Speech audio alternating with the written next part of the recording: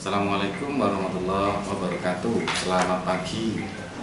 Jumpa kembali dengan Pagi Pecel di Madiun. Alhamdulillah, kami akan menjelaskan berikutnya sebelum kami ke lapangan nantinya bahwa ada kewajiban yang mutlak kemarin dengan menggunakan mikroorganisme di tanah menurut ayat-ayat yang kemarin saya ungkapkan dan dari hasil pengamatan yang kita ungkapkan kemarin. Nah, sekarang mulai dari SOP dari penggunaan mikroorganisme dan hasil daripada budidaya. Ini hasil dari budidaya pertanian ini beras. Terus ini ada beras juga. Ini ada yang tidak menggunakan, ada yang menggunakan mikroorganisme. Di dalam kasat mata sama, tidak ada bedanya. Tapi dalam prosesnya, dalam uji ada bedanya. Ini dari Skopindo bahwa ini tidak ada residu yang menggunakan mikroorganisme. Bahkan di sini disebutkan di dalam uji Skopindo itu residu partikel organik klorin. Jadi di sini tidak ada residu, tidak ada terdeteksi sama sekali. Berarti ini kan menjadi beras sehat yang tidak menggunakan mikroorganisme, tidak masih terdeteksi. Nah, seakan-akan di dalam awam tidak berbeda, tapi kenyataannya di laboratorium sangat berbeda sekali.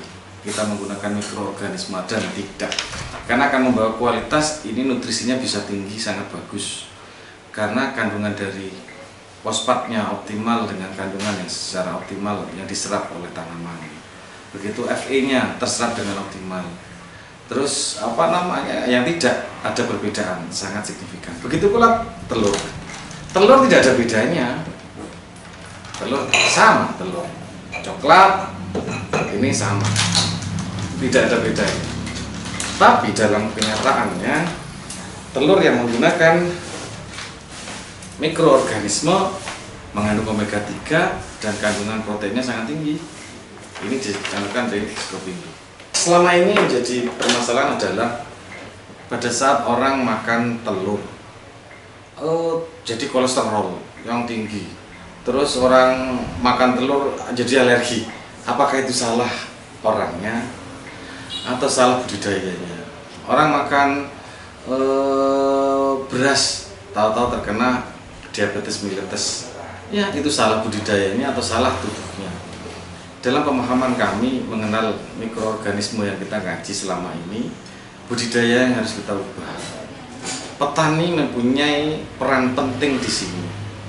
Petani mempunyai peran penting di sini sehingga bisa menyehatkan masyarakat seperti yang kita omongkan kemarin. Karena ada dari Skopindo yang menjelaskan. Bahkan di dalam kenyataannya pada saat kita memasak, beras itu bisa 2 hari tidak busuk, tidak bau, yang menggunakan mikroorganisme. Yang menggunakan 1 hari sudah busuk, bahkan sampai 3 hari tidak terjadi kebusukan pada saat sudah dinanak menjadi nasi. Ini setelah lab dan kenyataan dimasak berbeda di situ. Begitu pula telur. Telur bisa ternyata dia menggunakan mikroorganisme, telurnya bisa tidak mudah pecah. Bahkan untuk penderita diabetes mellitus, dia menyatakan pankreas saya sudah rusak. Saya bisa mengerti. Saya bilang dek saya harus dinyatakan pankreas rusak. Ya, terus dia cerita, Mbak, Pak Cahyo itu menemukan telur dengan kadar ini. Saya makan telur itu gula darah puasa saya 133. Gula darah BP naiknya banget 194. Kemudian itu tanggal 4 Mei, Mbak. Sebelum mengkonsumsinya. Kemudian saya mengkonsumsi telur itu 4 butir kali 10 hari. Tanggal 20 bulan 5 saya kontrol ke rumah sakit. Itu gula puasa saya 111, 2 jam BP 164. Jadi ada penurunan. Itu meskipun hanya 22 poin sama 30 poin. Signifikan ya. Ya. Kemudian 20 Juni kemarin itu saya kontrol sama dokternya, saya diacak. Jadi makan waktu itu sudah 2 jam PP. Jadi sudah makan macam-macam, saya kontrol siang ya di sana. Itu 150. Yang biasanya itu saya kalau sudah acak begitu itu 296 sampai 300 lebih. Jadi ini tinggal separuh, 150. Lebih signifikan itu. Iya. Perbedaannya. Iya. Pagi tadi saya cek sendiri kan, saya punya alatnya. Nah, itu gula darah saya 110 sebelum saya makan. Setelah makan saya 120. Berarti kan naiknya cuma 10 poin. Padahal saya makan dengan porsi yang sama. Porsi yang sama itu maksudnya ya ada nasi, ada sayur, ada lauk. Lauknya tadi tempe sama lapis. Gula darah tinggi, semuanya itu ngintil. Kolesterolnya tinggi, asam uratnya tinggi. Nah, kemarin saya cek asam urat. Yang di bulan Maret sama-sama kolesterol tadi 260, asam urat saya itu 7,5. Sikil ini sudah nggak bisa berjalan, jadi saya pakai gini. Sering Pak Jojo itu. Nah kemarin waktu saya kontrol kemarin, saya juga kontrol asam uratnya tinggal 50. Ya, ada penurunan juga. Penurunannya 50%. Itu kan kalau menurut logika normal itu kan dok ini mesti asam urat, mesti kolesterol dan asam urat. Gitu.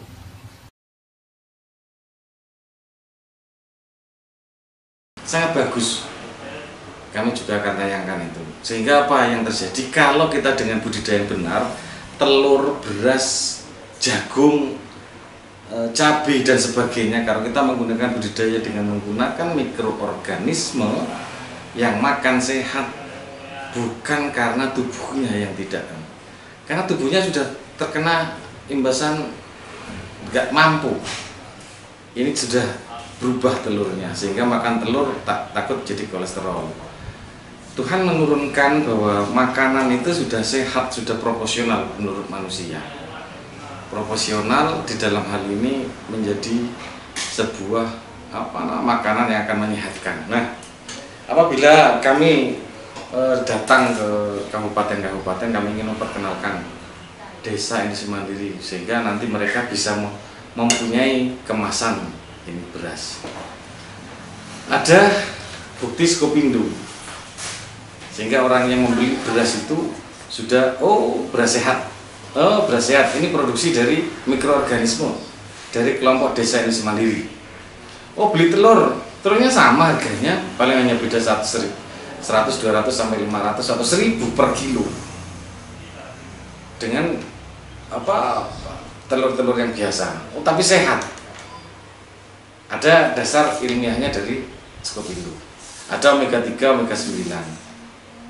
Berarti ini bisa berjalan, bisa menyehatkan orang. Terus pada saat budidaya, kalau sudah menggunakan mikroorganisme, dia akan bakteri, akan mengeluarkan cacing. Nah, cacing ini akan mencegah asam-asam. Di samping bakteri itu ion kation, sehingga tidak ada namanya tanah asam tinggi, basa tinggi, karena cacing itu mengeluarkan seperti dolomit, CO3 dari kotoran itu. Dia akan mengantisipasi asam di dalam tanah sehingga tidak ada yang kena asam-asam. Yang kedua, dengan menggunakan mikroorganisme akan keluar cacing, mengeluarkan dolomit atau kapur untuk menetralkan asam. Itu sudah keuntungan yang di lahan. Tadi keuntungan di hasil budidaya. Setelah itu akan keluar belut. Belut itu makan kepiting, kepiting tidak. Kalau kepiting sudah dimakan oleh belut, tidak ada yang namanya tanam terus gerumpis, terus harus nanam lagi, ulangi lagi, tidak usah karena sudah dilindungi oleh alam itu. Karena belut akan makan kepiting. Terus tidak ada cacing pita, cacing yang kecil itu, nganukan akar sehingga mati karena belut memakan cacing yang cacingnya kecil-kecil gitu yang serabut itu. Nah, banyak kita keunggulan kalau kita menggunakan mikroorganisme. Di samping budidayanya sudah terlihat akan bisa bagus, terus pada saat panen masih hijau. Panen masih hijau. Tidak menguning semuanya, daun-daunnya menguning. Mereka panen masih hijau sehingga isi daripada padi itu bisa full atau bernas. Ini keuntungan. Terus lebih berat karena nilai lebih berat karena nutrisinya sangat lengkap karena ada mikroorganisme. Nah, caranya kita hanya satu nyemprot dengan Marolis. Dilihat 2 hari gembur. Setelah itu gampang nyemprot mulai sebelum bajak atau sesudah bajak. Sebelum garis itu semprot. Oh, ternyata 2 hari gembur sudah, berarti itu masuk pengaruh dari mikroorganisme. Setelah itu 7 hari dilihat, oh ada apa? Ada cacingnya. Nah, pada saat kedua ada serbuk PHM. Itu dicampurkan di pupuk anorganik. Tidak sebanyak-banyak menggunakan anorganik. 1 hektar 4 kintal sesuai dengan standar pemerintah. Dengan adanya mikroorganisme bisa diserap secara sempurna. 1 kintal dikasih 1 kilo BHM. Atau mereka kalau mau pada saat 10 hari, kalau nggak mau menyampurkan dengan kimia, dengan Ponska dan sebagainya, itu mereka nyemprot, bisa menggunakan semprotan cair ataupun serbuk BHM, sama kualitasnya, dicampur di situ, disebarkan. Setelah itu umur 10 hari, umur 20 hari, pada saat pupuk kedua dicampurkan lagi per 1 kuintal dikasih 1 kilo PHM. Dikasih lebih nggak masalah, kasih 1 kintal, kasih 2 kilo malah lebih bagus, penyerapannya bisa optimal. Kalau kita menggunakan 4 kintal berarti 4 PHM atau 8 PHM serbuk gitu. Pada saat mau mencampur, dicampurkan dua tidak usah nyemprot lagi. Nyemprot hanya pertama kali pada saat olah tanah. Olah tanah sudah gembur, baru pada saat pengolahan itu dengan menggunakan PHM dicampur, lalu disebarkan. Nah, hasilnya bisa berasnya bisa organik, bisa menyehatkan orang. Kalau tidak ada data, masih ada residunya. Telur juga begitu, menggunakan mikroorganisme bisa sehat yang makan. Diabetes bisa mengantisipasi diabetes, sehingga Tuhan menciptakan makanan itu untuk kesehatan manusia. Nah, Koperasi Jaya Barokah atau Desa Industri Mandiri itu teknologinya diberikan kepada petani-petani. Ayo mendirikan. Setelah mereka mendapatkan 40 hektar, 400 hektar, kita mendirikan pabrik sendiri. Untuk mereka, bukan untuk pengusaha. Mereka mengelola, kita ajari.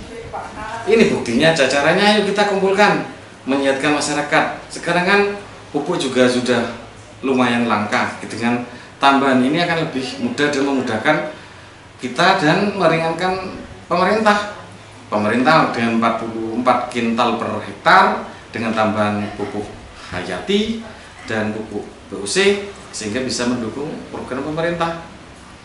Nah, selain itu nanti setelah ini berkembang, keuntungan dari POC dan NOC, ini POC, kegunaan POC, ini NOC. NOC bisa untuk sapi, untuk kambing. Kalau untuk POC bisa padi, bisa cabai.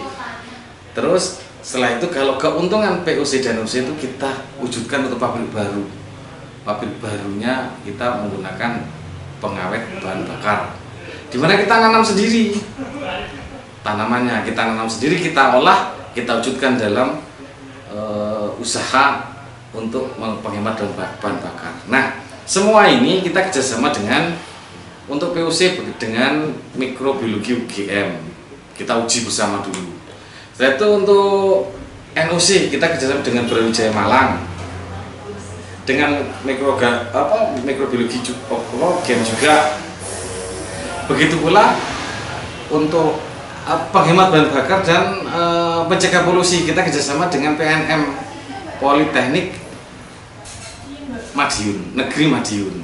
Semua kami ada basisnya, di belakang kami ada akademisi, sehingga kita memberikan produk kepada masyarakat itu sudah dalam kajian ilmiah universitas-universitas yang kita tuju. Mari kita bergabung bersama-sama. Saya ingin bergabung masyarakat petani sehingga punya produk sendiri. Mereka nantinya produknya beras, terus mereka bisa kedelai, terus bisa telur, terus bisa penghemat bahan bakar. Itu milik mereka, keuntungannya kembali kepada mereka. Itu yang ingin kami kembangkan. Ayo kita bersatu dari Sabang sampai Merauke. Ini salah satu daripada sekian kegiatan ekonomi kerakyatan yang berjalan. Ekonomi kerakyatan monggo kita dukung, kita bekerja sama. Tapi kalau ada yang belum bergabung, mari bergabung dengan kami. Di Indonesia banyak, ada desa emas, ada koperasi A, koperasi B. Ayo kita bersama-sama mendorong untuk mendukung pembangunan di negeri Indonesia ini. Itu mungkin yang bisa saya sampaikan dari kami, kegiatan kami dari Desa Indonesia Mandiri. Marolis bekerja sama dengan masyarakat, dengan akademisi untuk menciptakan sebuah usaha. Marolis itu menghimpun kegiatan masyarakat dari, oleh, untuk. Ini digunakan untuk mereka sendiri, keuntungannya digunakan oleh masyarakat sendiri, dan kita kemas sendiri untuk berjaya ke depannya. Itu mungkin dari kami hari ini, sebelum kita ke lapangan besoknya. Dari kami dari Madiun, Bakul Pecel mengucapkan mari kita berkarya dan salam Marolis dari Bakul Pecel Madiun. Jangan lupa subscribe dan like, kasih komentar kalau memang kita diskusi di komentar itu. Makasih. Assalamualaikum warahmatullahi wabarakatuh.